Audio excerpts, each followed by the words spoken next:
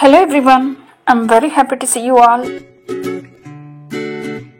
Dear friends, I welcome you all to my creative world, Learn with Lata.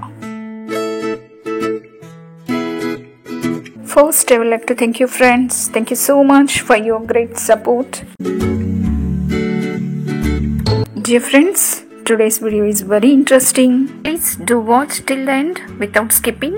If you like my idea, don't forget to subscribe and comment below. Your comments are valuable to me and encourage me to continue my YouTube journey with you all.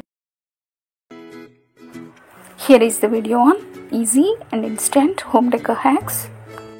Friends, many stunning ideas are there. Don't miss it. Before going to start our craft, let's watch and enjoy the beautiful showpieces.